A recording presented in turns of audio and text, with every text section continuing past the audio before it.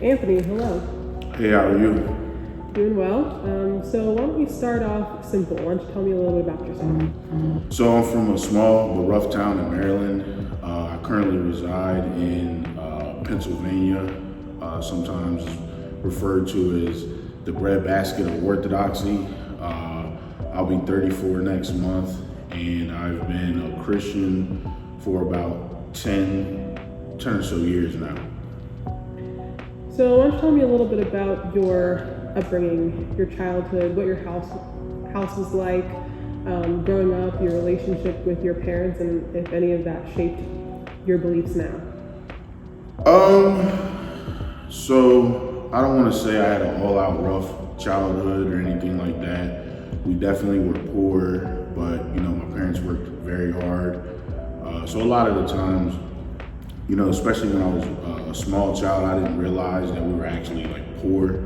I had one little brother, so it was just me and him.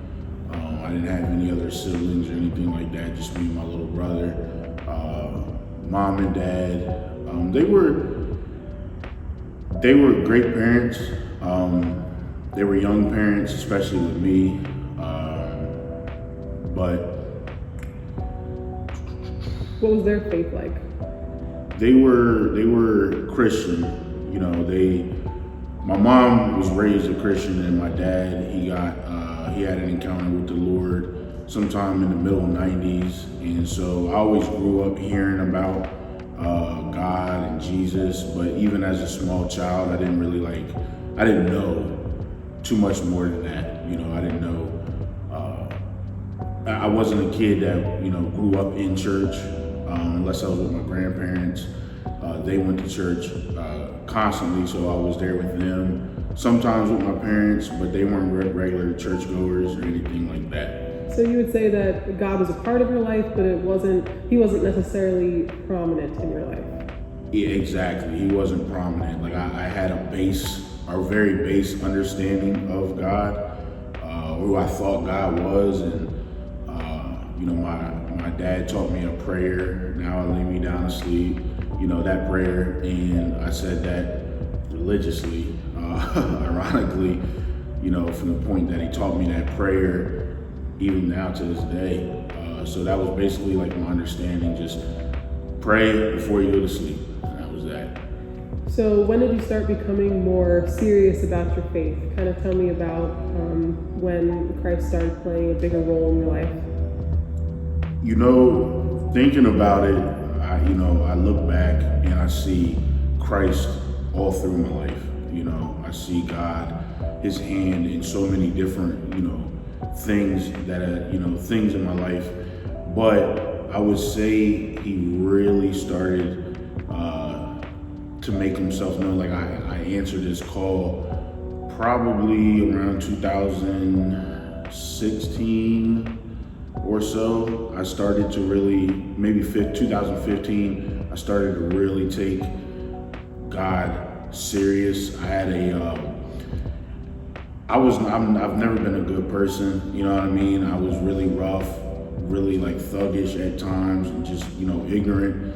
So one day I was at work, and I had an argument with my manager at the time, and I just completely went off, called him a bunch of crazy names, started to fight him in the parking lot, just nonsense, childishness. But immediately after that, as I'm driving home, like a deep sorrow just hit me, and I felt like really sorry all of a sudden for what I did. And I was fired. So, I woke up the next morning realizing, feeling differently, just kind of realizing you can't keep acting like this. Like why, I started to do a mental appraisal of my life, why it was the way it was at the time. And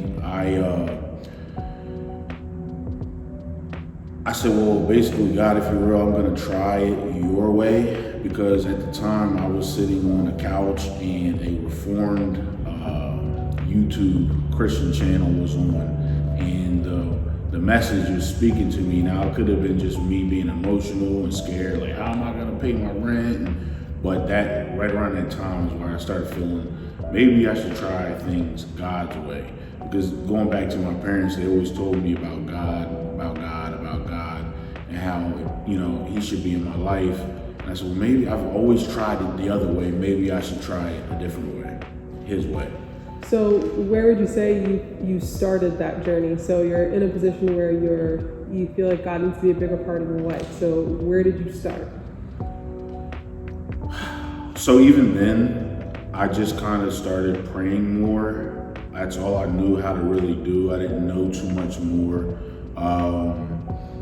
So it wasn't like I just got, straight into being like a Christian, or, I had some come to Jesus moment of, I was smoking crack for 20 years and now I'm all of a sudden radically changed. It wasn't like that for me. It was like, okay, I'm gonna try this to the best of my knowledge. I think I'm doing it right. And as the years went on, I started to read the Bible more. And then right around 2019, things really, really changed for me. So at that time, you didn't start looking for a church or anything like that? You more so just tried to change your life to fit what you thought God wanted you to be doing? That's exactly right. So then in 2019, what was your step, what brought you to want to do something more than you were doing? I don't know. I can't explain it, but I felt more of a tugging. More like when I'd wake up, God was on my mind. When I go to sleep, God was on my mind. I just felt more and more of a drastic pull. I got a Bible, and then all of a sudden, I just couldn't stop reading it. From Genesis to Revelation, I just couldn't stop reading. And at the time, I was working at a psychiatric hospital doing overnights. And so in the middle of, doing rounds, checking in on patients, I'd be reading. I'm talking 8 hours a night reading, Googling stuff, Googling stuff, just trying to fill my head with all this knowledge. Because at that time, I thought, this is what a Christian's like. You have to know every word of the Bible, and you have to know all these different theological constructs. And so that's kind of where it really started, where I just became obsessed with reading the Bible, listening to Christian YouTube videos, all that. Were there any particular YouTubers that you found inspired you to continue to read the Bible and take it for exactly what it is? Yeah, so I came across, I would just listen to preachers that I thought were the right ones, like Tony Evans, for example. I thought he just knew everything the way he said it was right. But then shortly after that, I left him and then started watching more reformed things like Wretched TV. And now, because the reformers, they sort of take this no nonsense approach, to the Bible, and just very, very stern, I kind of gravitated towards that. So Wretched TV, Paul Washer, Vody Bokum, everybody knows who those guys are. That's where I fell right into. So now I guess maybe we fast forward a little bit, and you're listening and you're reading and you're absorbing all this knowledge. So what then brought you to possibly consider an organized religion? So how can I put it? So shortly, I had got divorced from my then wife, and I was looking for a new place to live, a new life. I couldn't understand. God, I read your Bible every day. God, I pray. I believe in doing the right things. What's going on? Why is this happening to me? So I ended up relocating here to Pennsylvania, and I continued my studies. I continued to, read, and then I fell into some other stuff, Hebrew Israelism and stuff. I still didn't have that root. I was always looking for something. And over time, I just started to realize, like, everybody has a Bible. Everybody has their own interpretation of this Bible. God, I believe that you're real, but I need you to show me the truth, because I'm kind of becoming like spiritually exhausted with all these different flavors of, quote unquote Christianity. And so I took an early church course online, and I was like, wait a minute, none of this looks like what I see today, at least at that time, because I wasn't really familiar with Catholicism or Orthodoxy or anything like that. So once I started to see what the early church was, and then I started to trace the lineages and just see the discontinuity, in it all, I said, Lord, I believe that you're real, but I need you to show me the truth.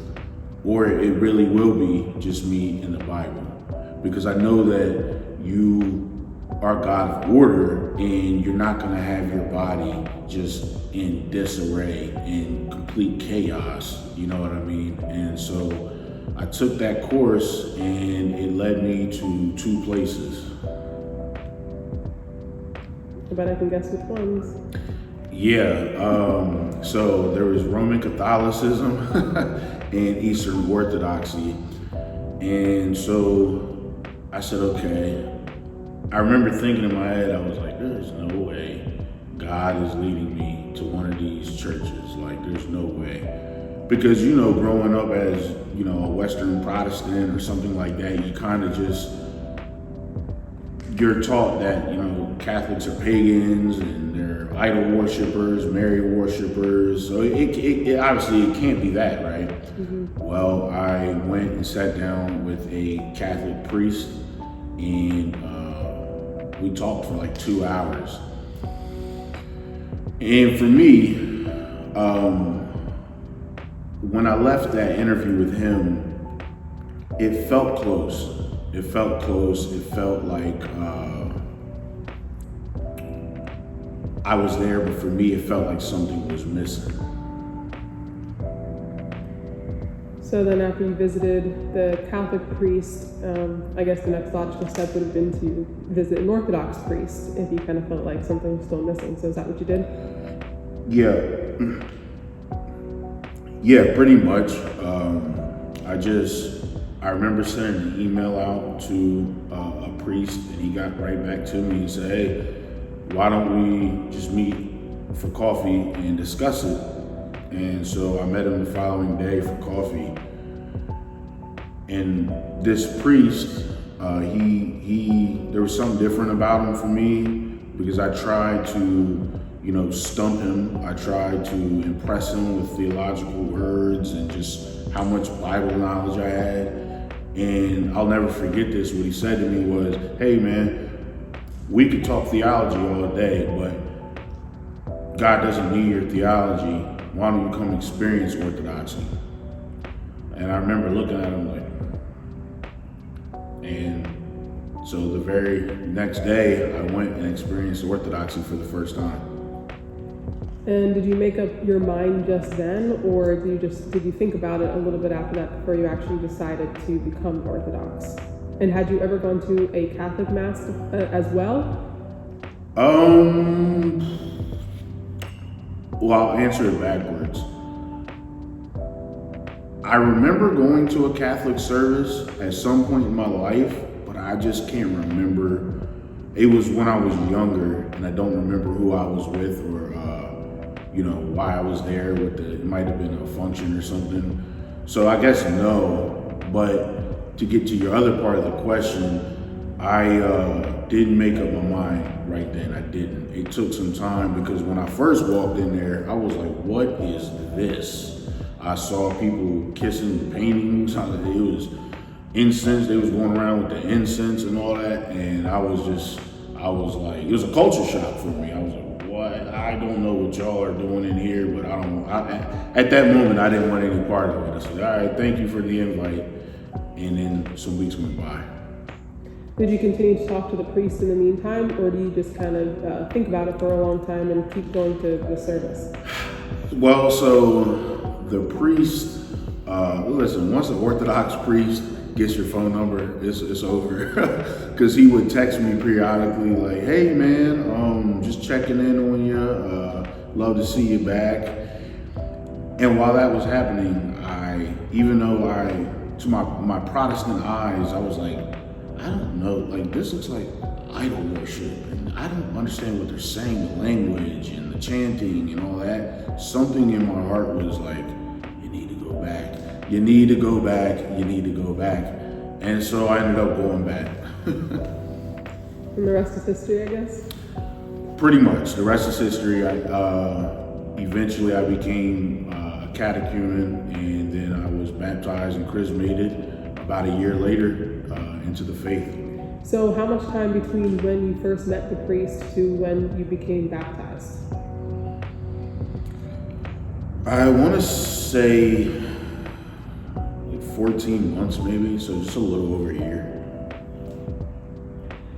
So what were the things that that attracted you to Orthodoxy, aside from you realized that it was part of the early church, but what were the particular things that you were like, okay, this must be it? The organization, the unity,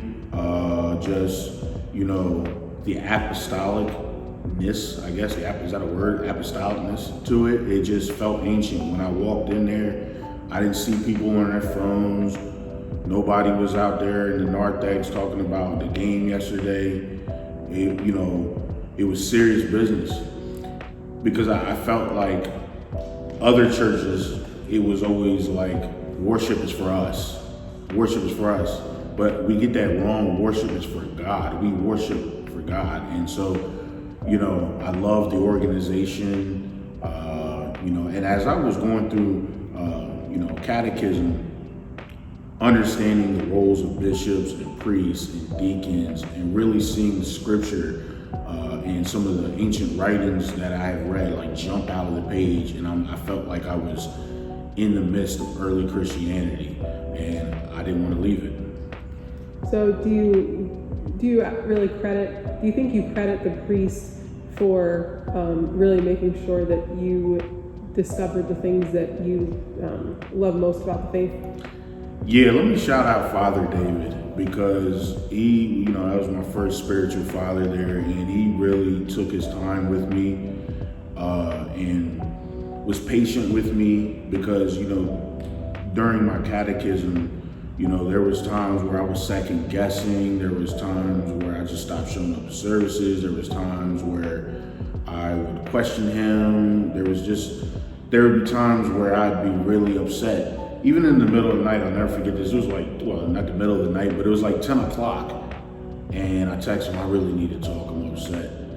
He put on his garments and met me at the church at 10 o'clock. So he really took his time with me, and I really appreciate that about him, What is your favorite part about Orthodoxy? Confession, hands down. The sacrament of confession, and the Eucharist, of course, but for me, there's just nothing more freeing than the sacrament of confession. And if you could go back and kind of change anything about, I shouldn't say that. Do you think that all the experiences that you went through in your life led you particularly to your faith today? Or do you think if someone would have brought this to you before, that you would be as open as you were to it when you first met Father David? I think that I needed to go this route. I think if someone would have brought this to me 15, 16, 17 years ago, I'd have been like, yeah, get out of here. I needed to go through the gambit. I needed to go through the Reformed. theology. I needed to go through some of the, not name it and claim it, but some of those like Pentecostal. I needed to go through that. I needed to go through Hebrew Israelism, see that madness. I needed to go through so many different things to get to where I was. So if I could change it, I wouldn't. I would go this route every time. And what advice would you have for people, men and women, just kind of in their faith journeys, that may have grown up the same way as you, just people in general looking for where they should end up as far as their faith is concerned? What kind of advice would you give to those people, or even the men and women considering Orthodoxy? Just be patient. Pray and read. Be patient, pray and read. And I believe that God works together all things for the good of those who love Him. So if you're considering Orthodoxy, pray. But pray, read about it, but go experience it. Don't just, read about it online, because you have to experience it. You have to go and see it and experience it and be in it to understand it. And I would say, just be patient, because it's okay to be afraid at first. I was afraid. It's a radical change. Just be patient, and above all else, pray, because God will hear you. How has it really changed your life? Kind of how you live your everyday life?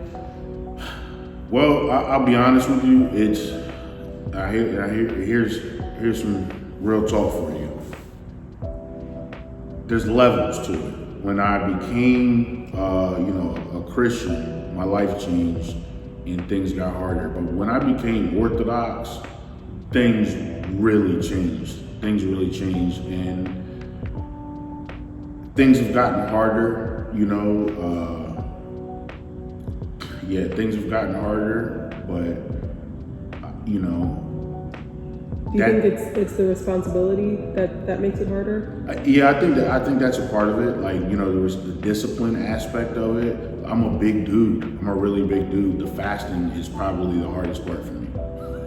The fasting is quite simply, it's next level. But it's not about the food. It's about the spiritual discipline and practice. But They always say that the more you know, the more you are held accountable for. Yes. And at this point, I guess you've read the Bible many times over at this point. So, there's a lot, I'm sure, that you feel that everyone falls, of course, because we're all human. Sure. But a lot more than the average human. So you probably put a lot more pressure on yourself on a day-to-day basis. I think so. I think you hit the nail on the head there, because even Father David, he used to be like, you gotta give yourself a little grace. Give yourself some grace, because I will fall and then be like, oh man, now I gotta go to confession again. Sometimes I was going to confession every day of the week, and then sticking to a prayer rule and doing all these things, when you mess up, you're like, oh man, and it's a lot, but not everyone's me. Somebody might come into it and be like, oh man, this is just amazing. But I will say that Christ said, deny yourself, take up your cross and follow me. And sometimes, there's nothing easy about that. There's nothing easy about that, so be prepared. So don't expect that just because you have found your spiritual home that things are going to get easier. No, they won't. God didn't promise anything like that. And I think a lot of us, we think that, oh, I'm a Christian now, I'm good. Yeah, we got some work to do.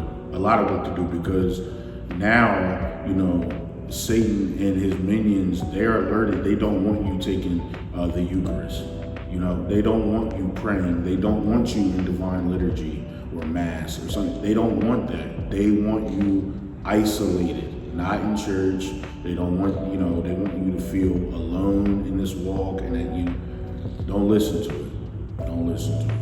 So, for those people that are kind of new to Christianity, what would you say is a good resource for them? Like if they're looking to pick up a book, or they're looking to listen to a YouTube channel or anything like that, where would you kind of direct them? So yeah, we're definitely in the information age now. So I would say, like YouTube, my man David Erhan, Nick Norelli is a good channel, Orthodox Kyle, man, there's so many.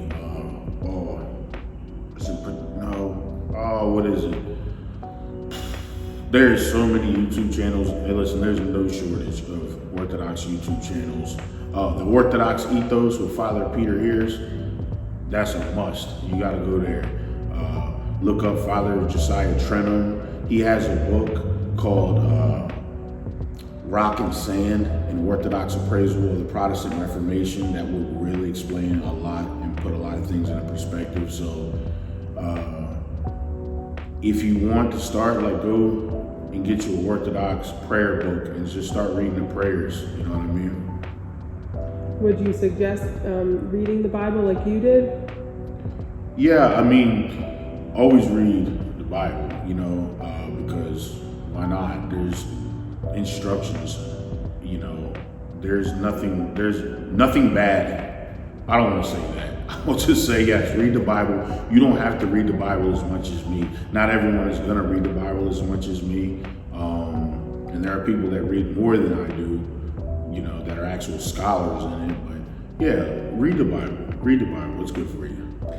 Do you have any last thoughts that you want to add? I would just say this, pray. That's it. Just pray.